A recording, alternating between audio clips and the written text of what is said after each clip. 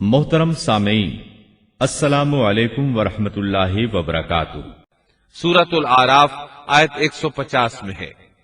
वअल्क़ल अलवाह वअख़ज़ बिरअसी अख़ीहि यजुर्रुहु इलैहि क़ाल इब्न उम्म इन्नल क़ौम इस्तज़अफ़ूनी वकादू यक़्तुलूननी فلا تشمت بي الأعداء ولا تجعلني مع القوم الظالمين۔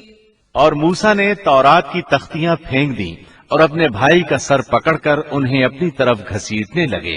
ہارون نے کہا، اے میرے ماں جائے، ان لوگوں نے مجھے کمزور سمجھا اور قریب تھا کہ مجھے قتل کر ڈالتے، تو تم دشمنوں کو مجھ پر ہنسنے کا موقع نہ دو اور مجھے ان ظالموں میں مت شمار کرو۔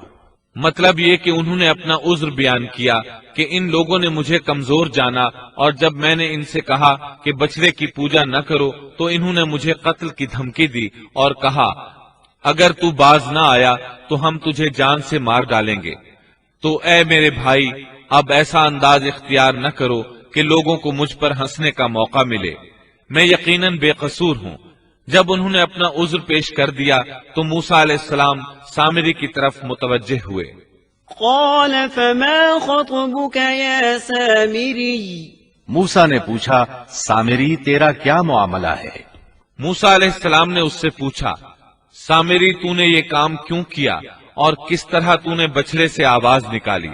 اس نے جو جواب دیا سورہ طٰہٰ آیت 96 میں اس کا ذکر یوں آیا ہے، قال بصرت بما لم يبصروا به فقبضت قبضة من أثر الرسول فنبذتها وكذلك سولت لي نفسي۔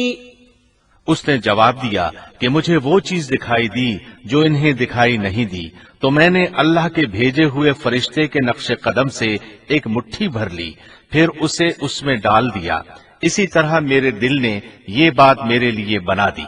مطلب یہ کہ سامری کہنے لگا، میں نے جبریل علیہ السلام کو دیکھا جن کو دوسرے لوگ نہ دیکھ سکے، تو میں نے جبریل کے گھوڑے پر نظر رکھی، جہاں اس کا قدم پڑا تھا وہاں سے میں نے مٹی کی ایک مٹھی بھر لی۔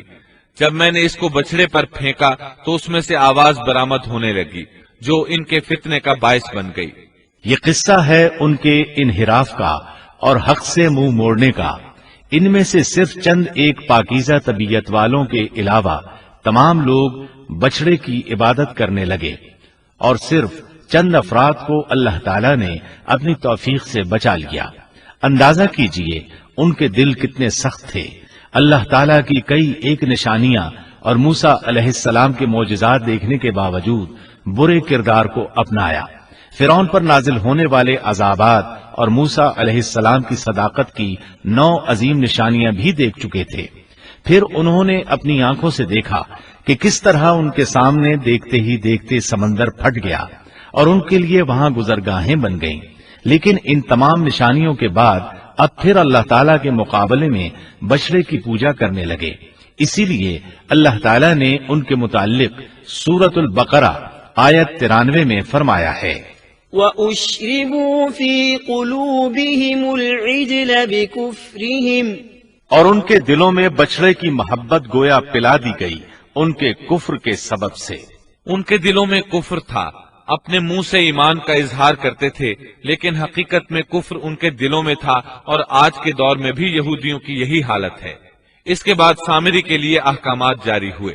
سورہ طٰہٰ آیت 97 میں ارشاد باری تعالی ہے، قال فاذهب فإن لك في الحياة أن تقول لا مساس وإن لك موعدا لن تخلفه وانظر إلى إلهك الذي ظلت عليه عاكفا لنحرقنه ثم لننسفنه في اليم نسفا۔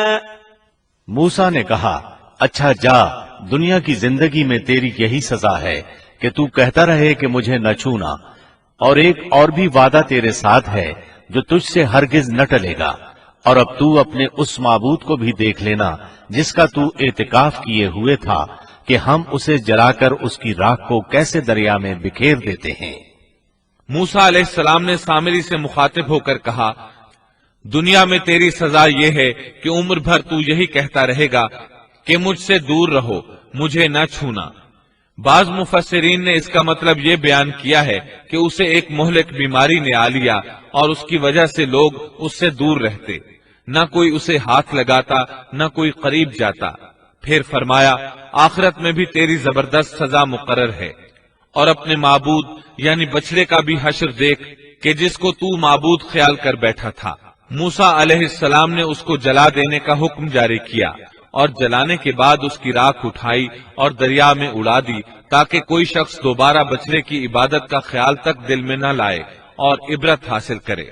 اس کے بعد موسیٰ علیہ السلام نے فرمایا، انما الہکم اللہ الذی لا الہ الا ہوا وسع کل شیء علما۔ اصل بات یہی ہے کہ تم سب کا معبود برحق صرف اللہ ہی ہے، اس کے سوا کوئی عبادت کے لائق نہیں، اس کا علم تمام چیزوں پر حاوی ہے۔ پھر موسیٰ علیہ السلام نے اللہ سے دعا کی، قال رب اغفر لي ولأخي وأدخلنا في رحمتك وأنت أرحم الراحمين۔ موسیٰ نے کہا کہ اے میرے رب، میری خطا معاف فرما اور میرے بھائی کی بھی، اور ہم دونوں کو اپنی رحمت میں داخل فرما، اور تو سب رحم کرنے والوں سے زیادہ رحم کرنے والا ہے۔ اس کے بعد اللہ تعالیٰ نے بچڑے کے پجاریوں کے بارے میں احکامات نازل فرمائے۔ ان کا ذکر سورۃ الاعراف آیت 152 میں ہے۔